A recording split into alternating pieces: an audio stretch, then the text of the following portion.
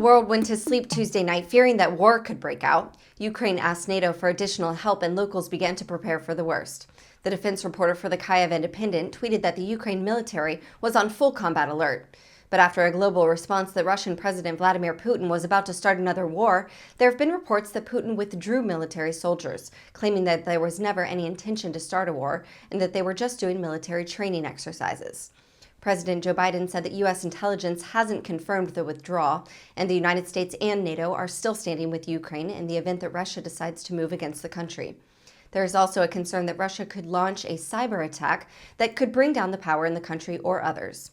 Speaking to CNN on Wednesday, Julia Iofia of Puck News characterized the past 2 months of Putin's aggression as a success for President Joe Biden. Take a look at the discussion. Biden has effectively driven this narrative, you say, and you write a line here which really jumped out to me.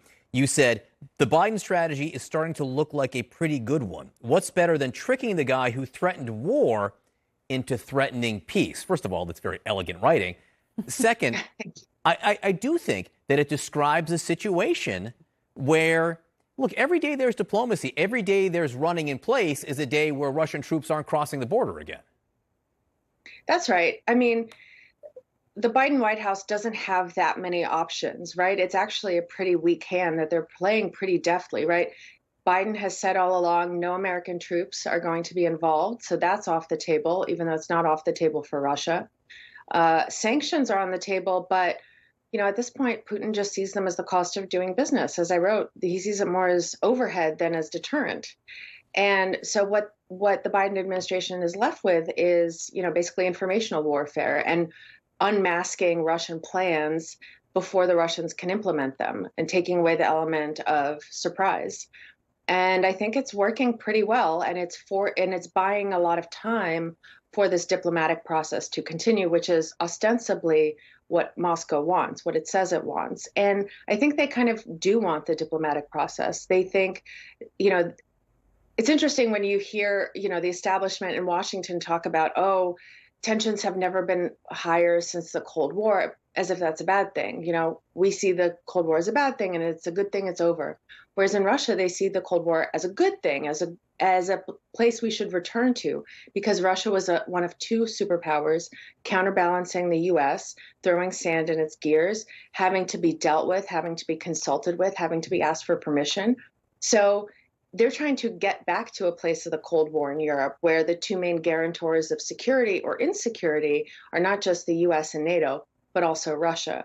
And that requires some diplomatic maneuvering and a new security agreement in Europe, which is what Russia says it wants. And this is buying time for, as you said, no war, but also diplomacy. This is not the first time that Russia under President Vladimir Putin has threatened Ukraine's sovereignty. In 2014, Russia invaded and subsequently annexed Ukraine's strategically located Crimean Peninsula and fomented an insurgency in Ukraine's eastern Donbas region, which breakaway pro-Russian forces still retain partial control of to this day. Given the high cost of Russian invasion, experts believe that it will be a bloody conflict that will isolate Moscow diplomatically and economically. Many Americans are wondering why Putin would opt to launch an incursion. Yahoo News talked to some leading experts who have worked in U.S. intelligence and national security to get their assessments of Putin's motivation for potentially launching this new invasion, and the wider politics of Russia and the region. These former officials offered a diverse set of explanations for Putin's motivations in Ukraine. Some see his actions as bald play for regional dominance or power. Others view them as springing from a desire to recapture territory lost at the end of the Cold War, or from a desire to reconstitute the Russian Empire. Still, others look at Putin's actions as a response to his fears, rational or not, of NATO encroachment. Thank you for watching. Please be sure to visit us at rawstory.com. And if you'd like to see more of the Raw Report, please like and subscribe, and join others who like their news raw too.